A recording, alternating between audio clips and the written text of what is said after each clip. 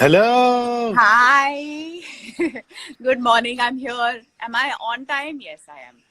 Absolutely punctual.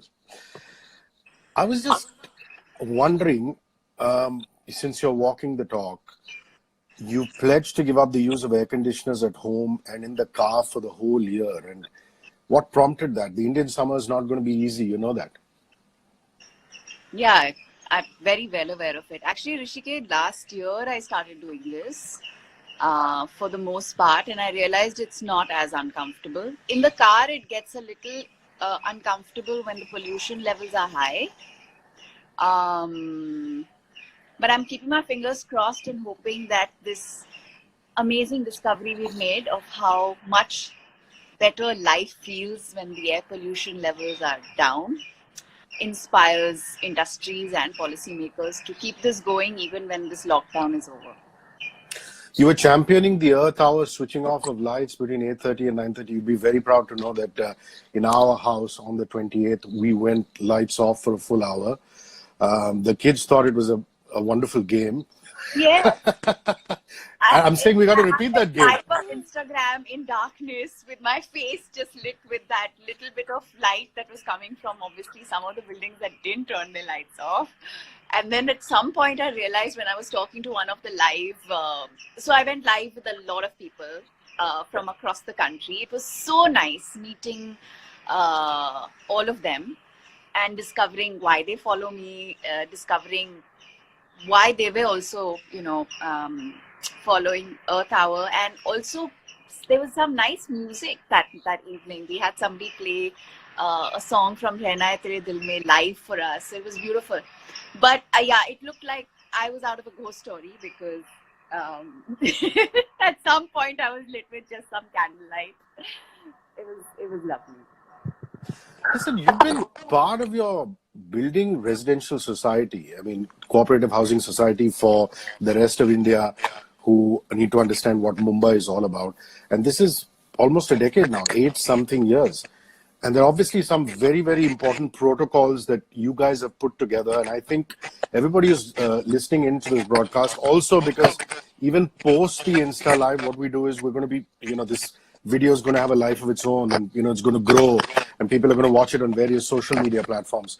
So protocols that you've put in place for this time, which is the lockdown, and in general, and in particular, what you're doing with senior citizens. So I'll start with the protocols for the lockdown. 3 days before the central government announced a lockdown, all India lockdown, Maharashtra did it here. So the first thing that happened was that there was obviously a sense of panic amongst the elderly because many of them live alone, are single, and had part-time domestic help coming in to help them with daily chores. So I think their first thought was, we can't let that go. So the first thing that we did when the state government issued the lockdown was to set protocols for health and safety for the senior citizens who had to have part-time domestic help come into the building to help them out, because there was no way we could disallow them this unless some of us could make the time and go, and which is now actually happening because eventually the part-time domestic help is not being allowed into the society because they're not being allowed to leave their neighborhoods. So the first set of protocols that we put in place was requesting them to carry a change of clothes, a fresh change of clothes. As soon as they arrived into the society, they were requested to wash their hands and feet, as were the security guards and everybody else who was entering into the building from outside, to nicely clean their hands and feet, and then go up to the respective homes. Some of the other things that we've continued to do is I personally go and wipe down all the handles, the lift switches, the lobby desk, because a lot of the supplies that we bring in, so that's also a new thing that has come up that we've discussed. So it's been a discovery every day, and we've kind of had to adapt our protocols every day, but essentially sanitation and cleanliness has been at the core of the protocols, which is making sure we're wiping down all surfaces that are frequent to touch with alcohol sanitizers. And now, of course, we've all doubled up because there's no housekeeping staff. So we're taking turns to water this beautiful garden. There's actually a much bigger garden down at the back. I wanted to go live with you guys from the garden, but I wasn't sure whether I would have enough network, so I stayed put indoors. So these windows are always open, Hrishikesh. This is my little biodiverse space, which has become quite famous because we've done so many stories about it, but that's another topic for another time. So we make sure if there is any delivery for essentials, it's dropped off at the main gate. Those essentials that come are wiped down, and then the individual member is called to come and collect the essentials. What we've discovered is now there is a problem with vegetables and fruits and access, especially for the elderly, to go to the market because we're refusing to let them expose themselves to they are most vulnerable. So we've managed to put a protocol in place where we got in touch with our regular vegetable vendor and a fruit seller. There's obviously a little more pushing and nudging and proactive work that we do. But every Tuesday, the vegetable vendor comes with a truck into the society at staggered timings over 1 hour. All the senior citizens and of course the other residents as well come down, buy their vegetables for the week and go back up. And we're doing the same for fruits. We've had some issue with other essentials like oil because we didn't hoard, we didn't stock up too much. We respected the state government's call to not hoard, and it made so much sense, but it has been a little tricky, but we're working around it. So we do a run. One of us does a run to the market.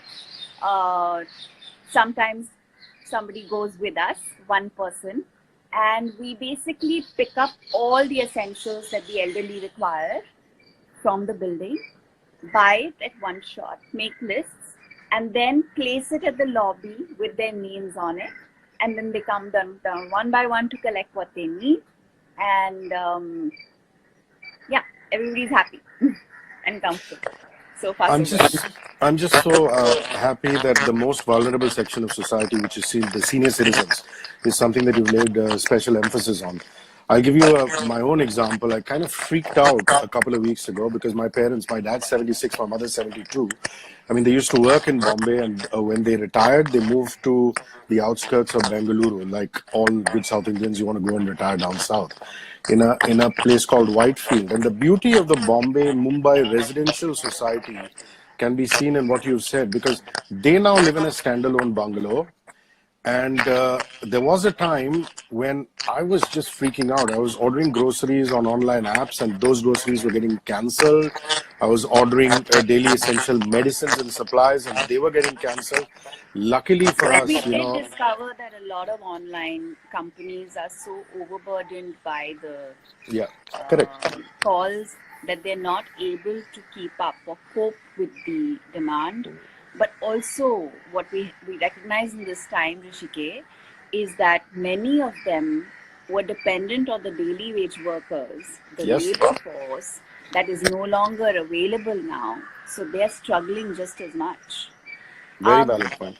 Yeah, so I can imagine how terrified you must have been for your parents. Yeah, but luckily we have a watchman in my parents' bungalow who lives with them, and he was able to make a run for a few essentials. And then they put it on their WhatsApp group of the colony in Whitefield saying, you guys want us to do a run for us. Our watchman is very well sanitized. He lives with us. And that was sorted. And, in between, I also freaked out because my dad had a bit of a cough. Luckily, my cousin who's a doctor got him tested and he was clean. But your hearts reach out to senior citizens, especially like in your housing complex where a lot of the children are abroad or settled elsewhere. So big ups to you that you're helping out, and everybody in the society, really. No, there's no choice, and there shouldn't ever be. It's just the most natural thing for us to do. And yes, these are extraordinary times, and if we don't kind of team up now than when, right? And yes, I'm like threatened by my friends saying, "Don't get into your car and get out yourself. What is wrong with you?" And I'm like, "Why? This is why I learned how to drive." Yeah. How good are you at? This is the reason why we make ourselves independent, to be able to support people when we can and support ourselves when we have to. How good are you at solitude? Do you enjoy it, or do you only enjoy it with respect to going out? You know, if you have a hectic social life, then you enjoy coming back at home and spending time with yourself, meditating, You've yoga, known etc. me for about 18 years now. I do. What do you think is the answer? I think you're comfortable with solitude, but one of my jobs as interviewing you is for the rest of the world to kind of know how comfortable you are with it, and you know, it just is second skin to you. So talk to me about that. I'm a single child. I grew up with solitude and understood it perfectly well. In fact, one of the first few things that I remember my mother telling me when I may have said to her that I'm bored, she said, "Only boring people get bored." Man, that's stuck in this head.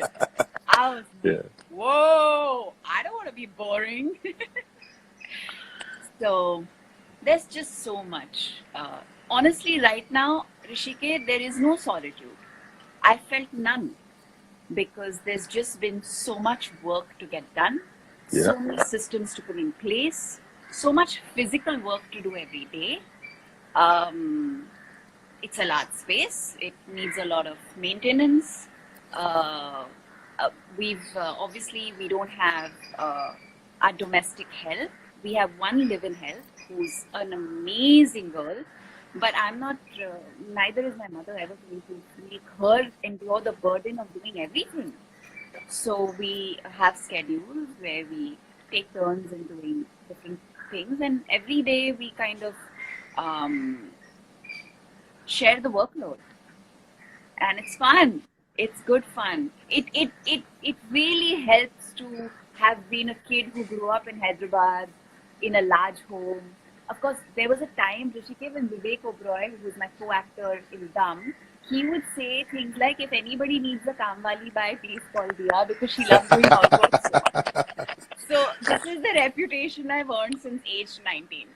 And I really enjoy doing like house chores, cooking, cleaning, so doing all of that, and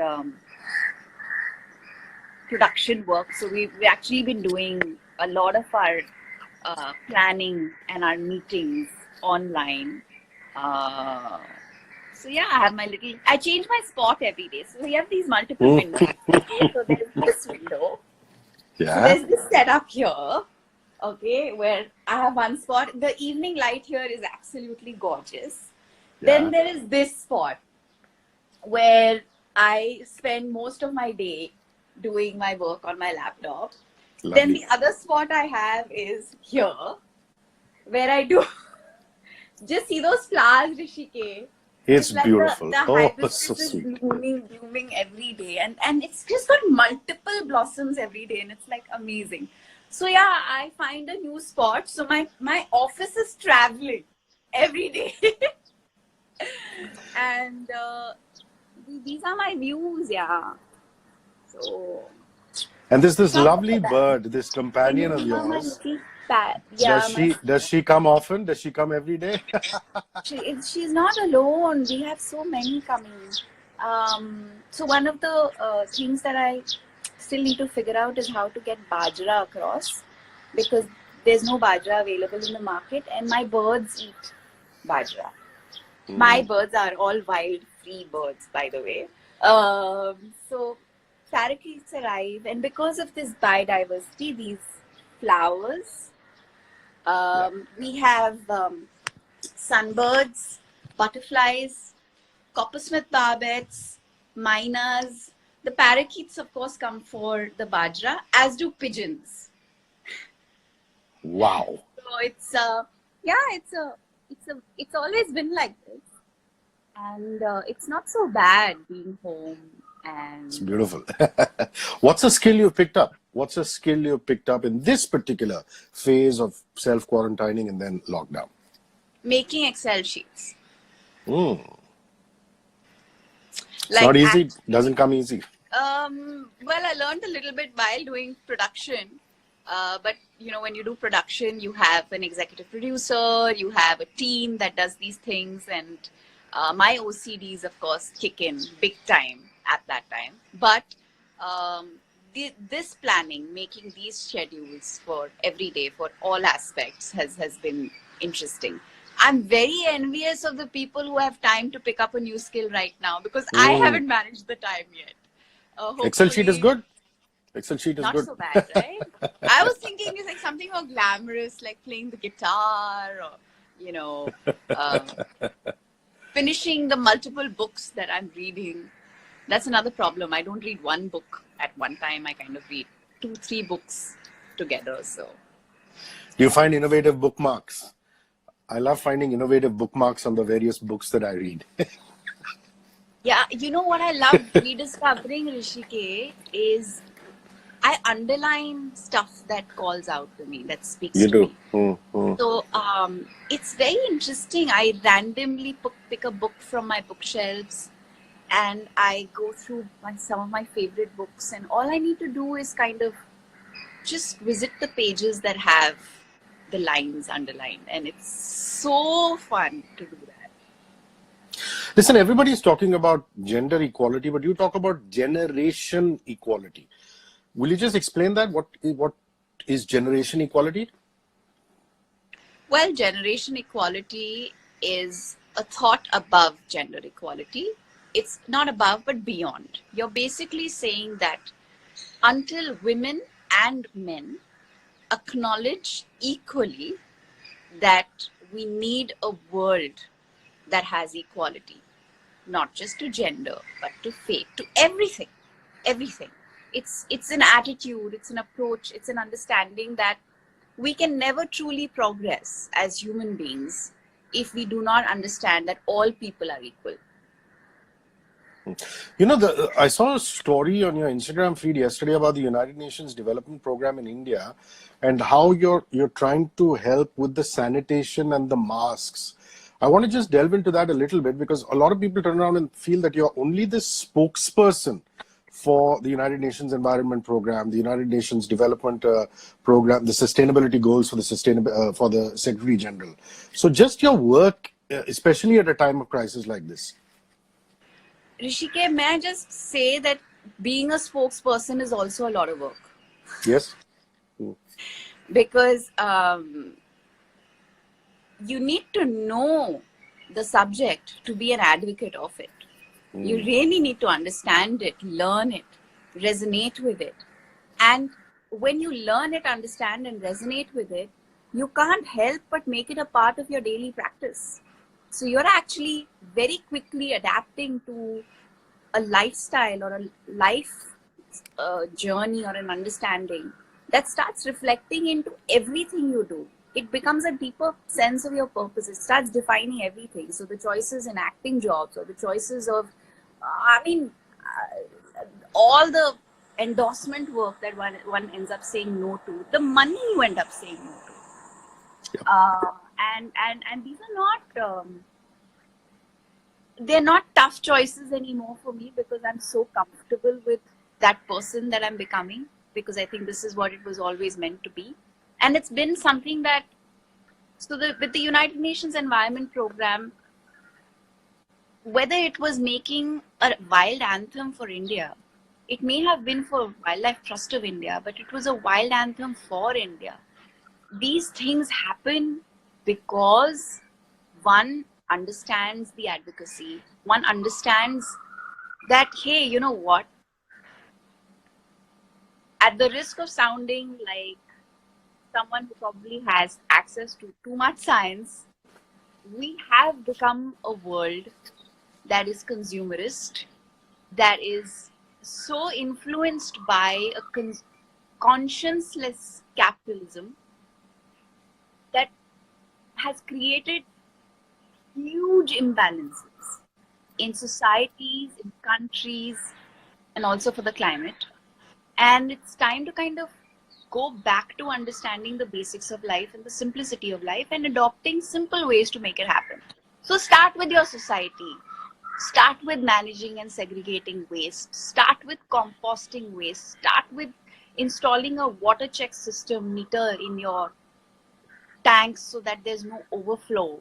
Start with saying no to single-use plastic. Start with switching from regular sanitary napkins that have mostly plastic to biodegradable sanitary napkins. Start with replacing every item of plastic that you know you don't need anymore. Start practicing a meatless diet. There's so much and beyond one can do. And then when you discover how easy some things are, and that it's just about changing habit or implementing practice, you start sharing that learning with people, and that then maybe inspires a few more to do more. Let's come to cinema. I mean, it's your third time working with Anubhav Sinha after Das and Cash. And if I'm not mistaken, your first time with Taapsee, and Thappad has had some great reactions. It's obviously a very moving, very strong subject. Talk to me about Taapsee, Anubhav and Thappad. Well, Thappad was so beautifully connected to generation equality. Championing feminism, calling out patriarchy, and doing it in such a simple, real, engaging way that it moved people and audiences so deeply. And it makes me so proud. I fell in love with Taapsee when I saw Pink.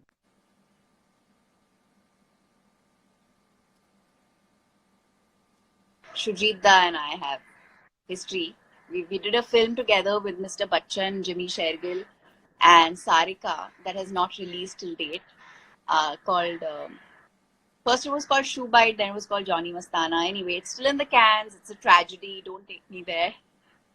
But the association of Taapsee Pink is Shujit Sarkar, and I couldn't help but think of that. But I fell in love with Taapsee when I saw Pink. I thought she was fierce. And then, of course, her body of work has been so interesting. Every choice she's made has been so interesting. And Anubhav... So the first time I worked with Anubhav was when I was 18 years old. I just won Miss India, and he was doing a music video with Sonu Nigam, and he wanted to cast me in it, and I ended up being a part of that music video. It was one of the first music videos I ever shot for. And then I'm trying to remember if I remember the song. But if any of the people who joined us live remember the song, please tell me. Yeah, so after that, doing a film like, what did we do first? We did Das. That was interesting. I felt very wasted. And then we did Cash, and I felt very glamorous. But again, we had a crazy experience because Zaid, Ritesh, Ajay, Shamita, Isha, and I spent 45 days in this beautiful place called Cape Town. We worked out together, we cooked together, we lived in these beautiful villas. Some of us had traveled with family, some of us were alone. We had the most phenomenal time filming for that movie. And a very funny story associated with that was my introduction in Cash was supposed to be my character diving off an Olympic height diving board. And I trained for 25 days because I have a fear of heights. And I would sit, so for the first 3 days, I sat on that diving board, and I had this coach, very sweet guy, who would be like, just sit here and enjoy the height. And then at some point, you will jump. And by day 4, I jumped. And then I had to practice how to do a perfect dive because I wanted to be good at it. Eventually, we never shot that introduction. We shot a slow motion shot of me bending down to pick up this scarf from the road in this exotic location. And Anubhav, of course, now teases me and says that it made heart stop. So you keep quiet and stop complaining about the fact that But 2.0 version of Anubhav Sinha post Article 15 and of course Mulk. Mulk was a great turnaround for him. Article 15 was an extraordinary film. I really, really loved watching it. And I watched it in theaters with an audience, and it was just so wonderful to see how they connected with the satire, they laughed at the right points. They were really, really invested in the story. And I think the same thing has happened with Thappad. But Thappad, I think, is very high benchmark. I don't know whether Anubhav will be able to supersede this level of writing and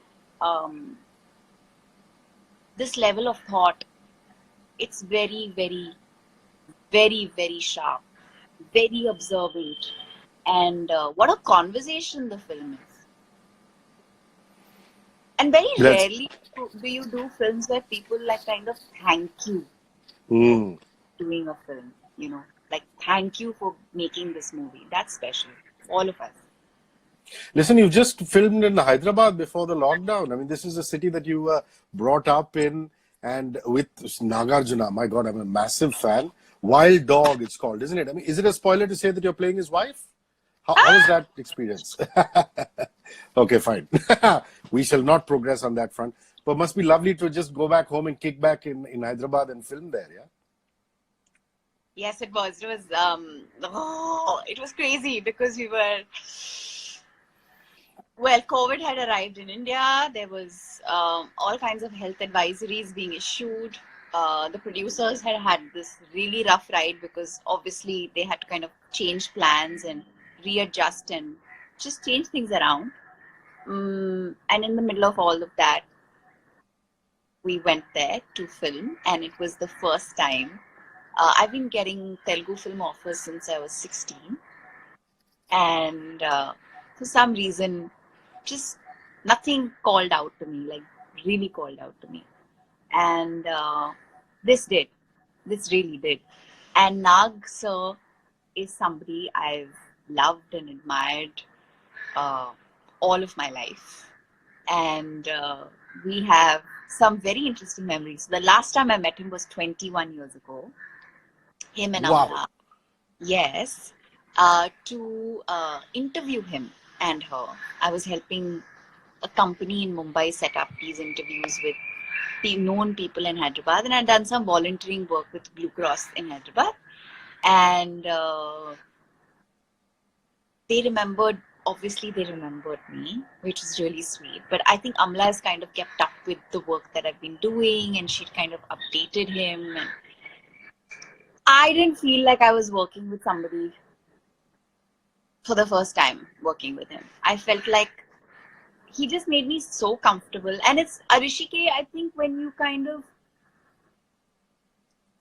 go through a process of prep and readings and workshops, and I used to that process. Here I was kind of thrown into the deep sea. I'd read the script and I was reading the lines, and Telugu is not a language that I speak every day.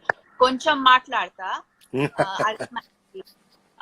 I don't talk Telugu every day. I studied it in school. I used to be able to write it and read Telugu, and I realized this time that I could read again. I could still read a little bit. But it was like being thrown into the deep end. And I was terrified. Like super, super scared. But he's just so lovely. I was on set a little before he got there because I just wanted to kind of work the space and understand this. Just get to know everyone and make the most of those 20 minutes that I had before he arrived. And my God, it was a dream. Cakewalk. Just so lovely.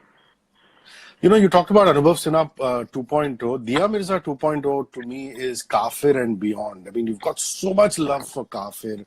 You also won a Dada Saheb Phalke Award. How Kaffir has changed you and just the enormous love that you've got for that series. Kaffir is a gift that will never stop giving. How beautifully It's put. the kind Music. of it's the kind of story that just gives you. And we're so fortunate and lucky that a story that waited for 13 years to be told was told through us, with us, working with that beautiful child Dishita and that beautiful soul Mohit Raina and the team, my director Sonam, who's just delicious. She made everything feel so effortless. And Pratik, the DOP, who made every day feel like no work. And that the writing, what would we do without that script? Bhavani Iyer wrote the most beautiful script. And it's a story that I think is resonating very deeply with people. It's a story that really connects deeply. And yeah, it's a journey we really felt with all our hearts. It's been a very, very long time coming for me as an artist. I waited for 6 years to sink my teeth into something that really gave me true joy. And I'm very grateful to Siddharth Malhotra and his wife, who spotted me at a party and said, "You, come and meet us tomorrow." And I was like, okay. Yeah. Happy coincidence. Listen, I see pictures of you with Amit Asher's child, the photographer Amito, and I'm thinking you'd make such a wonderful parent. I mean, have you thought of parenthood? I mean, with a partner in the future, or maybe just adoption? I mean, I get the feeling you'd be a great mom. I'm just thinking. Well, I've been ready to be a mother since I was a child. It's been like my most natural instinct. I am maternal. I'm maternal with my friends to the degree that they like, stop it. Nurture. Yeah, I'm a nurturer. So yes, absolutely. I would love to be love to be a parent. I honestly, Rishi, I don't know whether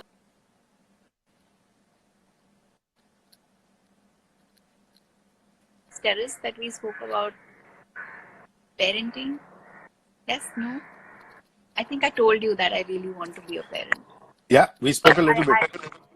Yeah. I really want to. I think I'm going to hold off any big decisions for another 3 months of my life. Let's see where this world is going and what things are how things are going. But adoption is definitely something that I would want to do. I've always wanted to adopt. Have a child of my own. I don't know, man. We're locked down. Life is uncertain. We don't know what's going on. But at some point we'll discover, and when we do, we will. A couple of years ago, as part of the UN Environment Program, you were championing the cause of the snow leopard. In fact, you even spoke at a conference. And why the snow leopard in particular? Does it have... Sorry. Sorry, I didn't get that. The network broke off. It was so Kyrgyzstan. lovely. Why the snow leopard in particular? Does it have something to do with Ganga, the TV series that you filmed? You were up in the Himalayas? Well, no, at that time there was no conscious connection. I think I shot for Ganga, the Soul of India, after I did this summit. But so interestingly, I think when you kind of align yourself with certain work and you feel for it passionately, there are groups and individuals and people that start connecting with you, and you form a community, and you start coming together to help each other. And this was one such opportunity to work with these amazing scientists who are Indian and work in Ladakh and Kyrgyzstan. And they invited me to speak for the snow leopard because we are snow leopard territory. We have snow leopards in India, and they are what you call the thermometers for climate change. Because they're elusive cats, they don't reveal themselves easily. The fact that they're being seen as often as they are is an indication that their habitats are shrinking and they are moving to more populous areas. And which is not of their choice at all. But it's also an indication that the water, the ice is melting. So watching snow leopards and understanding their activity and their movement and their protection is actually a great way of understanding how we can protect and reduce our impact on the climate. Okay, my last question is an audience question. Sorry. Talking about snow leopards, last year we recorded this amazing story with Adidas. Wow. Which story of a snow leopard that I gave voice to. I put it up on my Insta feed, but obviously, so there's lots of stuff that just keeps going out there and kind of percolating and finding its way. It's fun to hear your voice. Okay, my last question is an audience question. Vasant Bhardwaj asks, how many trees have you planted in your life? It's a difficult question. Well, I've started keeping a record of how many I've been planting because now I've kind of replaced birthday presents with growing trees. So there's this amazing organization called Grow Trees that plants trees with the local community on the buffers or peripheries of forests, gives employment to locals. The trees are obviously maintained and cared for. And there is satellite imagery that shows you how big your trees have grown. You can track them for your whole life. So as a birthday gift, people get trees from me. So I think I've planted about almost 4,000 trees between last year and this March this year. Dia, thank you very much. You're lovely. And thank you for spending this half hour with us. I'm going to cherish this. Lots of love. Take care of yourself, okay? Yeah. Thank you. You too. I'm feeling really bad that people are asking questions and we're not answering them. Yeah, we'll have to have another one for questions from audience because I had so many to ask you. But love to everyone who's joined us. A lot of people have joined us from Iran, from different places. Just big love to all of you. Thank you for joining us. And thanks Hrishi K for connecting me with all these lovely people. Bye, my dear. See you. Take care.